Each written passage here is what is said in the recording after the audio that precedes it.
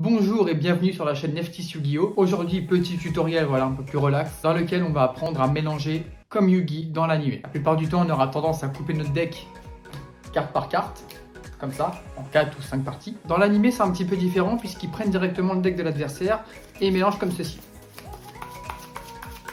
Voilà, ça c'est un mélange classique de l'animé. Et dans ce tutoriel, on va apprendre à faire ça ensemble. Avant toute chose, si la vidéo te plaît, n'hésite pas à mettre un petit pouce bleu, à t'abonner à la chaîne et à me dire en commentaire ton retour simplement sur la vidéo. C'est parti. Cette vidéo aura donc deux buts.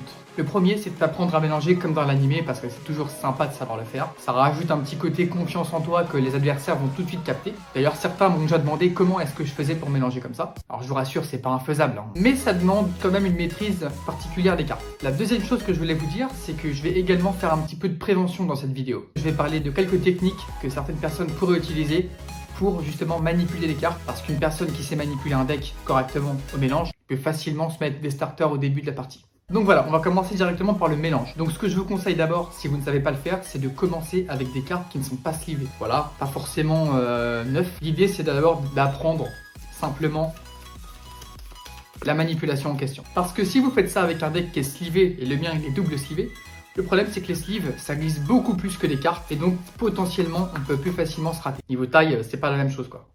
Ce que vous allez faire en premier temps c'est prendre votre paquet de cartes, d'accord? Vous allez mettre votre pouce sur l'arête de gauche, votre index au bout du paquet pour maintenir le paquet quoi, que ça s'en aille pas, et les trois doigts sur l'arête de droite, ok? Comme ceci. Donc, je remonte doucement la caméra, trois doigts ici, l'index au bout et le pouce ici. Ça pique. Tout simplement, vous le tenez comme ça, pas la peine de le serrer trop fort et surtout ne le prenez pas trop haut. Parce que ça, c'est l'erreur que beaucoup de gens font. J'ai essayé d'apprendre ça à plusieurs personnes et l'erreur principale que les gens font quand ils prennent des cartes pour mélanger, c'est de le prendre tout de suite là-haut. Non, ça sert à rien.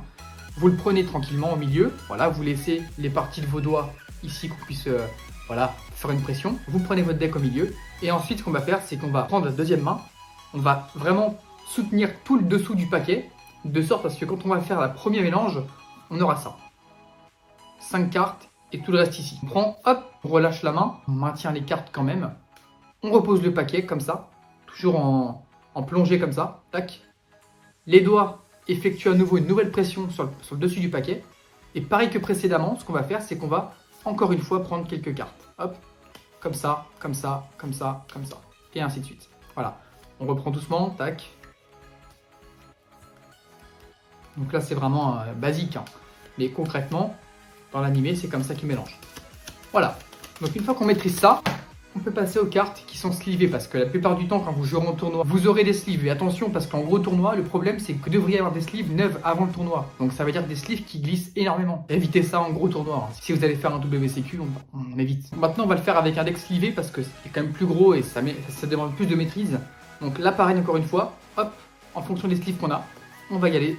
On y va tranquille, voilà, tac, tac, tac, tac, tac. Après, on peut accélérer quand on maîtrise le truc. Voilà, ça c'est pour la partie tutoriel un petit peu, donc n'hésitez pas si vous avez des questions, je pourrais peut-être vous y répondre. Maintenant, je voudrais qu'on parle surtout des abus que cette technique peut engendrer. Étant donné que moi je maîtrise ce mélange, je peux vous le montrer directement à la caméra. Donc ce qu'on va faire, c'est que je vais mettre une carte, je vais mettre parfait. Je vais mettre Ash Blossom, comme ça, en dessous du deck, d'accord? On la voit ici. Et ce que je vais faire, c'est qu'en fait, les personnes ont tendance à mélanger comme ça. Ils prennent les cartes, regarde ce qu'ils font, tac. Mais ce qu'il faut savoir, c'est que quand tu fais ça, tu mélanges aussi le deck de l'adversaire. Donc si tu vois le deck de l'adversaire, parce que t'en as qui peuvent voir, tu vois, si tu es le deck un peu comme ça, moi je vois les cartes, tu vois.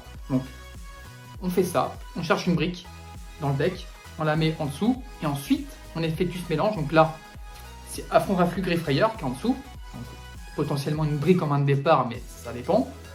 On mélange, comme ça, l'air de rien. On regarde là-bas pour faire genre qu'on sait pas trop.